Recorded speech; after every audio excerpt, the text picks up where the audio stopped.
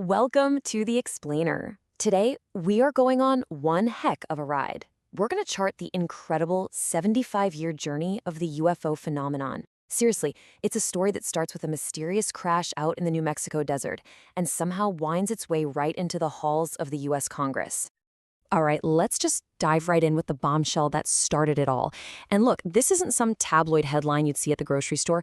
This is an official press release from the U.S. Army Air Forces back in 1947. The military itself flat out announced it had a flying disc. For just a moment there, it must have felt like the biggest story in human history had just been confirmed. Now, what's just wild is the whiplash that came next. Less than 24 hours after that jaw-dropping announcement, the military does a complete 180. The story was changed to, of all things, a boring old weather balloon. This sudden flip-flop didn't just kill the story, it basically lit the fuse on the central mystery that has fueled suspicion and conspiracy theories for decades. So it took almost 50 years. But in the 1990s, the Air Force finally came clean and admitted, yeah, the weather balloon story was a lie. But it wasn't a cover-up for a crashed saucer. The real secret was something called Project Mogul, this highly classified Cold War program, using high-altitude balloons to try and listen for Soviet nuclear tests. So the official story was a cover, just not the one everybody thought it was. As you can imagine, public fascination with flying saucers just exploded. The government couldn't just ignore it, so they launched Project Bluebook. This was the most extensive and well-known official investigation into the whole phenomenon, and it was tasked with figuring out what exactly was going on in our skies. And boy, did they have their work cut out for them.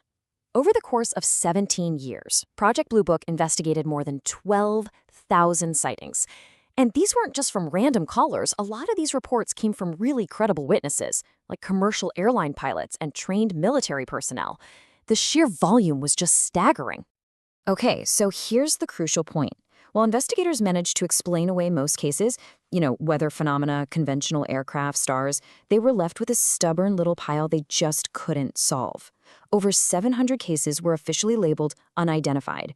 Even for the Air Force's top investigators, these remained a complete and total mystery. So while the government was busy cataloging all these sightings, the culture was taking the story to a whole different level. The 1961 case of Betty and Barney Hill, an interracial couple who claimed they were abducted by aliens in New Hampshire, became a massive media sensation. Their story, which came out in detail under hypnosis, introduced the truly terrifying concept of alien abduction to the mainstream. By the late 60s, you could feel the official mood had soured. The government commissioned a scientific study, led by a physicist named Condon, to just settle the matter once and for all. The conclusion, which became known as the Condon Report, was brutally blunt. Studying UFOs was a scientific dead end. And that was pretty much that. Armed with the Condon Report's recommendation, the Air Force officially shut down Project Bluebook. But this created a huge vacuum. By declaring the U.S. government was out of the UFO business, it pushed the whole topic from national security to the absolute fringes, where, you guessed it, a narrative of secrets and cover-ups really began to thrive. Now, with the government officially silent, you'd think the story would just die. But no.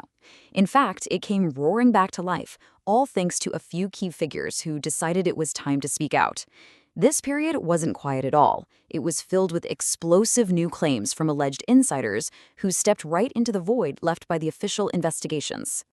The first real crack in that official silence came from Jesse Marcel. This was the actual intelligence officer who handled the Roswell debris back in 1947. 30 years later, he comes forward claiming he'd been forced into a cover-up. His testimony, all on its own, resurrected the Roswell Incident from a forgotten news story into the foundational myth of modern ufology. Then, in 1989, a story dropped that would pretty much define UFO lore for an entire generation.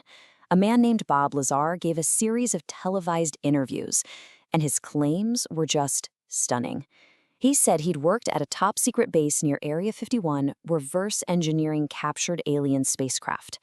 His detailed descriptions of their propulsion systems and the alien tech were absolutely mind-blowing. Lazar's story was a bombshell, for sure, but it quickly came under some really intense scrutiny.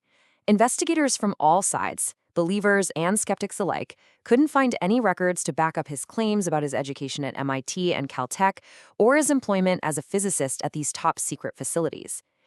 To this day, his testimony is still one of the most polarizing and unverified in the whole history of the subject. So while all these personal testimonies were firing up the public's imagination, official acknowledgments were, well, basically non-existent. It wasn't until 2013, decades after Bob Lazar put it on the map, that the CIA officially, and really quietly, finally acknowledged the existence of Area 51 in a declassified document. And this is where we see a complete paradigm shift, all happening in just the last few years. In 2017, the New York Times blew the lid off a secret Pentagon program called ATIP, which studied these objects.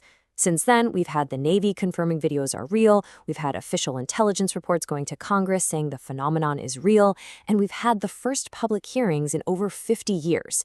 The subject is no longer fringe. It is officially a matter of national security. Which brings us to right now. We've gone from a flying disc that became a weather balloon, all the way through decades of official denial and whistleblower testimony, to a whole new era of government engagement.